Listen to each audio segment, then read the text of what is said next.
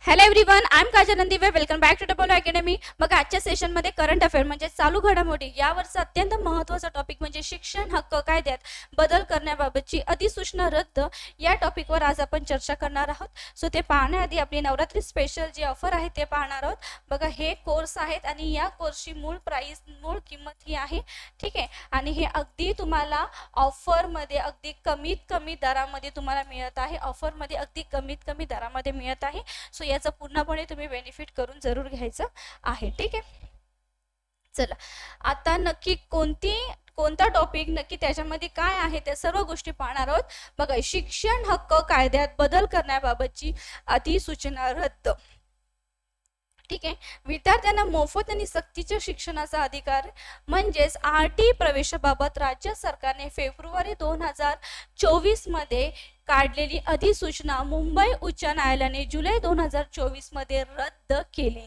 So त्यानंतर सर्वोच्च न्यायालयाने देखील मुंबई उच्च न्यायालयाच्या आदेशाला कायम ठेवण्याचा निर्णय ऑगस्ट 2024 मध्ये सुनावला, ठीक आहे. आताचीच घडामोडी आहे ही, ठीक आहे. सो सरकारने जारी केलेली अधिसूचना 2009 मध्ये आणलेल्या मूळ कायद्याच्या विरोधात असल्याचे न्यायालयाने म्हटले आहे.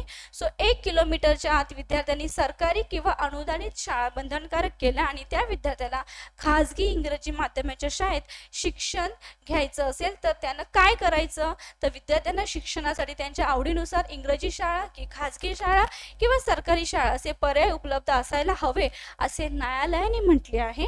आणि त्याची पार्श्वभूमी अशी असणार आहे की राज्यातील खाजगी विनाअनुदानित शाळांना RTI प्रवेश प्रक्रिया, एक RTI प्रवेश प्रक्रिया एक प्रोसेस आहे जी वगळण्याबाबत राज्य सरकारने 9 फेब्रुवारी 2024 रोजी शिक्षण हक्क कायद्यामध्ये सुधारणा करणारी अधिसूचना जारी केली होती. सो त्यात सरकारी अनुदानित शाळेच्या आवारातील 1 किलोमीटर परिघातील खाजगी शाळांना पूर्व प्राथमिक वर्गातील 25% जागा आरक्षित ठेवण्यापासून सूट देण्यात आली होती. सो या सरकारच्या या निर्णयाविरोधात पालकांनी मुंबई उच्च न्यायालयात धाव घेत याचिका दाखल केल्या होत्या, ठीक आहे. सो अत्यंत महत्त्वाची गोष्ट होती जी तुम्हाला इथे सांगितलेली आहे, जी करंट अफेअर चालू घडामोडीबद्दल होती, ठीक आहे. सो असेच टॉपिक्स आपण घेऊन येणार आहोत ताकी तुमचं करंट अफेअर चांगली कमांड झाली पाहिजे चालू घडामोडीवर, कारण की यावर खूपदा कशाही आणि कोणत्याही प्रकारे एक्झाममध्ये प्रश्न विचारण्यात येतात, ठीक आहे. सो नवरात्री स्पेशल आपली जी ऑफर आहे ते ऑफरचा पूर्णपणे तुम्ही फायदा करून घ्यायचा आहे. तुम्ही ते बघू शकता, त्याची मेन प्राइस मूळ किंमत ही आहे, बट ऑफरमध्ये अगदी कमीत कमी दरामध्ये तुम्हाला ही बॅच मिळत आहे, ठीक आहे. सो याचा सुद्धा तुम्ही अत्यंत व्यवस्थितपणे फायदा करून घ्यायचा आहे, ठीक आहे. सो अगदी छोटी नोटिफिकेशन होती, अगदी छोटी करंट अफेअर म्हणजे अगदी थोडक्यात ही चालू घडामोडी होती जी की होती शिक्षण हक्क कायद्यात बदल करण्याबाबतची अधिसूचना रद्द, ठीक आहे. इम्पॉर्टंट वाटली म्हणून तुमच्यासाठी सेशन घेतलेलं आहे. अशाच प्रकारे बाकीचे जे करंट अफेअर जे चालू घडामोडीचे टॉपिक्स असतील त्यावर सुद्धा मी इम्पॉर्टंट जे डेली करंट अफेअरचे जे इम्पॉर्टंट गोष्टी असतील ते तुमच्यापर्यंत घेऊन नक्कीच येणार, ठीक आहे.